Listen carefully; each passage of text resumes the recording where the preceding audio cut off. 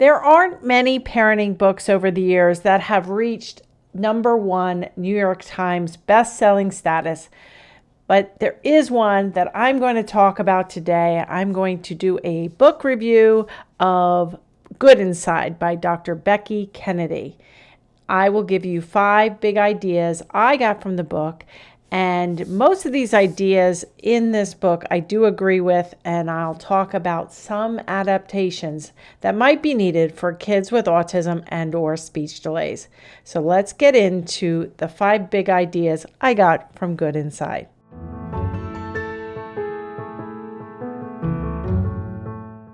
Let's jump right into the overall Good Inside book and the 5 key ideas I got from reading it just last week. Now, Good Inside was published in 2022 after the author, Dr. Becky Kennedy, who's a psychologist and a mom of 3 who lives and works in New York City, became extremely popular on Instagram mostly. She currently has 2.8 million followers over there. So in addition to the book, I would also recommend her Instagram account. So overall, Good Inside, I believe, is an excellent book for toddlers through teens, for parents of these young children who want to raise emotionally healthy and resilient kids. And I think that is our goal. I always say I want to empower kids to be as safe, as independent, and as happy as possible. And I think that really goes with the whole emotionally healthy and resilient kids as well. So while Dr. Becky's procedures are backed in research and positive, she doesn't address, at least I didn't read anything in here, about what to do with kids with developmental delays and or disabilities such as autism or severe language delays. So here are the 5 big ideas I took from Good Inside with some potential adaptations or considerations for parents raising kids with developmental disabilities such as autism. So big idea number 1 comes from chapter 4 from the Good Inside book. It is entitled The Early Years Matter. And Dr. Becky talks about the years from 0 to 3 when, I don't know about you guys out there, but I think my first memory was about 4 years of age, maybe 3.5. But most kids aren't going to be able to recall and tell you stories from under the age of 3 in the long term. But that doesn't mean that those first 2 or 3 years don't matter critically.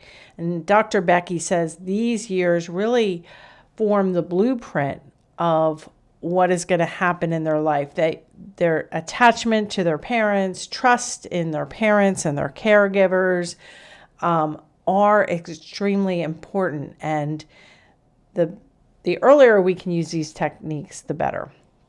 I completely agree with this sentiment that the early years truly matter. And especially for kids with autism and toddlers showing signs, it's super important that we engage children during most of their waking hours, which sounds really overwhelming, but that's about 80 to 100 hours a week. Kids with autism in particular, or even toddlers showing signs and having severe language delays, will need direct teaching of language, direct teaching of play skills, imitation skills, functional activities of daily living. Regardless of whether your child has a delay or not, I recommend, as well as Dr. Becky, limited use of screen time. And I did an episode on the use of screen time for shows like Miss Rachel, and we can link that in the show notes. So if you are going to use screens, that episode we cover how to use screens, of course, in moderation. But Dr. Becky really recommends we spend quality time with our kids. And I'm saying that if a child has delays, we even need to spend more time, and we need to do maybe different things during that time as well. In my best-selling book, Turn Autism Around, an action guide for parents of young children with early signs of autism, In chapter 9 of Turn Autism Around, I talk about a little boy who turned 3 and his mom became worried that he might be on the autism spectrum. But I evaluated him. I had worked with his older brother who did have autism. And what I found with this little boy that I call Drew in my book is that it wasn't autism. It was lack of structure, way too much screen time, and reinforcement of tantrums during the COVID lockdown when his daycare closed, his parents were both working full time. There was just a lot of factors that turned into, him being extra temperamental and really needed that quality time without screens. We also need to realize that young kids with delays may be crying if they can't yet communicate. They can't yet talk with spoken words, and or they don't understand the situation and the language. And so in general, I always recommend 8 positives to every negative, and to spend time and energy learning how to support your child to minimize crying, upset, and to teach them critical skills while you also learn how to navigate and advocate for your child to work with professionals. So big idea number 1, again, is the early years matter. Dr. Becky does a really great job throughout the book, particularly in chapter 4, of describing this, and very much in line with my approach and my Barbera Method as well. Big idea number 2 from the Good Inside book is in chapter 5, which is right after the early years matter. And this chapter, chapter 5, is called It's Not Too Late. I love that this chapter follows the early years matter because, as Dr. Becky points out in Good Inside, parenting in a positive way in the first 3 years of life is really important. But it's not too late to repair relationships and change the trajectory of a child's development. It's also not too late for parents to learn how to address past trauma for themselves, how to let go of guilt, to learn new strategies. Dr. Becky covers the concept of neuroplasticity, which I've talked about in previous podcasts, which is the brain's ability to relearn and transform. And the brain does adapt and learn throughout your life, not just in those early years. So it's not too late. It's never too early and never too late to change the trajectory of your child or client's life. As a mom of a son with autism who's now in his late 20s, I had a lot of guilt early on since I went into a deep state of denial for over a year when my son started showing signs of autism, and my husband, who's a physician, first mentioned the possibility of autism. But now I work with parents who continue to beat themselves up like I did for not catching delays early enough and thinking now it's too late. Whether your child is 3, 5, 8, 12, or even a teenager or an adult with autism. As a mom and a behavior analyst, I've seen older kids learn how to talk for the first time, learn tons of new skills. I also know that anything, any environment, any task, or anyone can be paired and repaired, and it is truly never too late. So Dr. Becky and I both agree on big idea number 2. Let's move on to big idea number 3. This comes from chapter 7 from the Good Inside book, which is titled Behavior as a Window. Now, Dr. Becky starts this chapter with an example of a wife who's trying to cook dinner and is overwhelmed. She doesn't have the right ingredients to make what she was thinking she was going to make. Kids are wanting attention, and her husband walks into the room and criticizes her. And she just completely loses it and throws a box of cereal on the floor or at her husband. I'm not really sure. The basic premise of the chapter is that when adults or kids are stressed and have too much on their plates, sometimes they behave in a way that's out of character for them. Dr. Becky recommends that instead of thinking that the person is bad, whether that's a child or an adult, instead treating the problem behavior, not treating it with punishment or yelling or shaming or, you're being ridiculous. That's just going to make the situation worse. Instead, as Dr. Becky points out in chapter 7, we should look at the behavior as a symptom of something bigger, like too much stress, lack of attention, and lack of connection. And she really stresses throughout the book that we are all good inside, and that even if we have problem behaviors or tantrums or moments when we don't shine in our best possible selves, we are still good inside. Dr. Becky also talks about in this chapter trying to pick the most generous interpretation of the child's behavior and kind of giving them the benefit of the doubt. As a behavior analyst myself for over 2 decades, I agree with this. I've always said, if there are problem behaviors, the demands are too high and or reinforcement is too low. And the reinforcement definitely includes parent attention. I also use a lot of analogies with adults, like an adult working at Walmart, for instance. They might be complaining about heavy boxes or the lack of breaks, or they're too busy at the cash register. There's not enough people, so they're working too hard. So in those cases, the demands are too high. They're also complaining potentially of poor pay or the boss having favorites or, so in that case, the reinforcement is too low. So there again, I'm looking at when I see problem behavior from any adult or child with or without a disability, the demands are too high and or reinforcement is too low. And we really need to flip that to make everything a whole lot more positive. I recommend, based on Dr. Glenn Latham's, who coined the term eight positives to every negative, and he wrote a few great books. We've done other podcasts about his great work. We can link in the show notes, but we really want to be a lot more positive with the adults and kids in our lives and give them a lot of attention when they are doing the right thing. They are talking, they're engaging. We all want to be engaging in a very positive way. We also want to spend 95% of our time preventing problem behavior.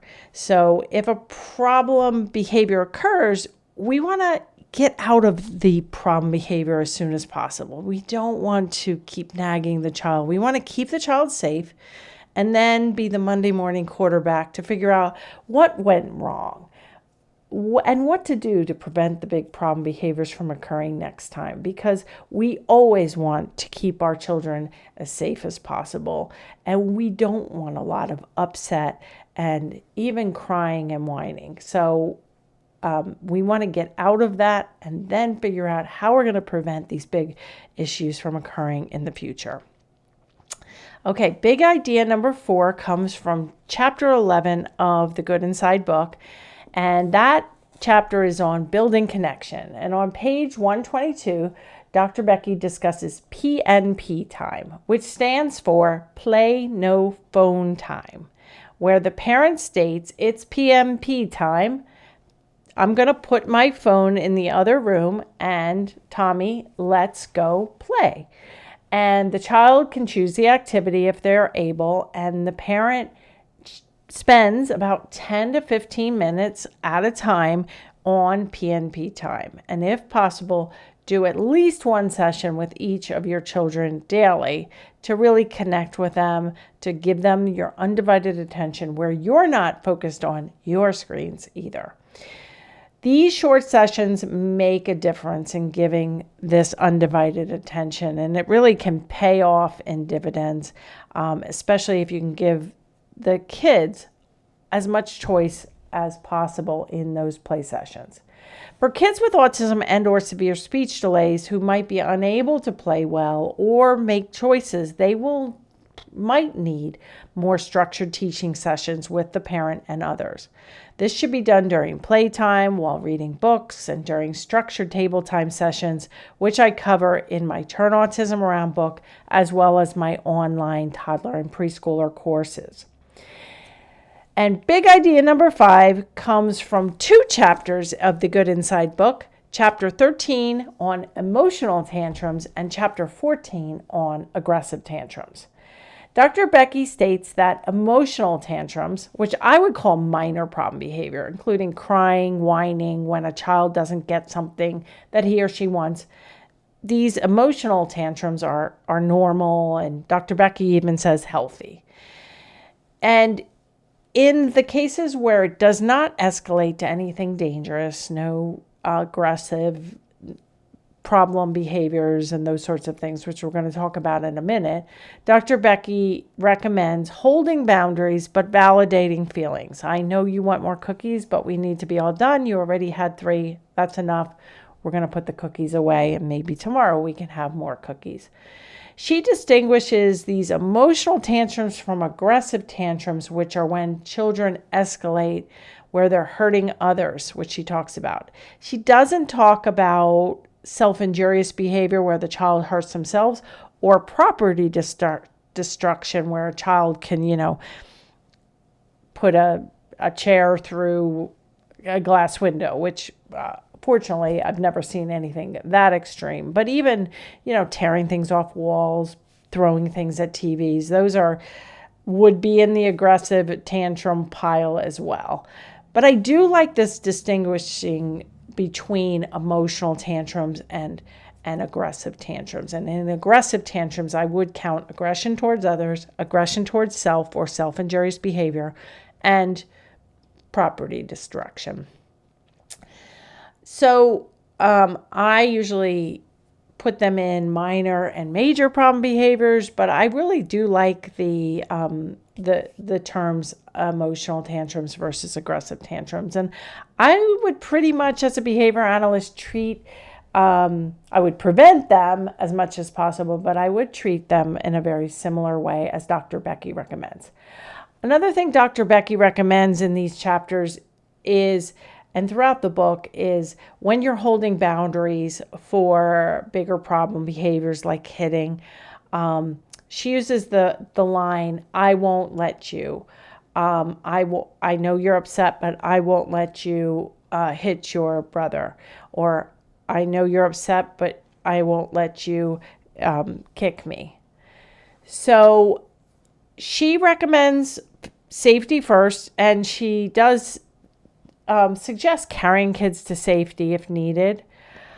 As I said, I usually distinguish between minor and major problem behaviors. While I do like the strategies that Dr. Becky recommends in these chapters, I do think that her approach uses a lot more language than I would recommend, because most of the kids that I have worked with over the past decades, and parents and professionals in my online courses and communities work with, are very delayed with their, not just with their verbal language, their expressive language, but they're also really delayed in most cases in their receptive ability to understand. So I don't like to use a lot of language, or a lot, especially when you're having tantrums and other problem behaviors. And for kids with autism who are not little enough, picking them up, carrying them, or even blocking aggression may be difficult or impossible, and definitely unsafe. Even though I agree that emotional tantrums are normal, I want to spend 95% of my time preventing all problem behaviors so we can keep everyone safe as the child gets bigger and stronger.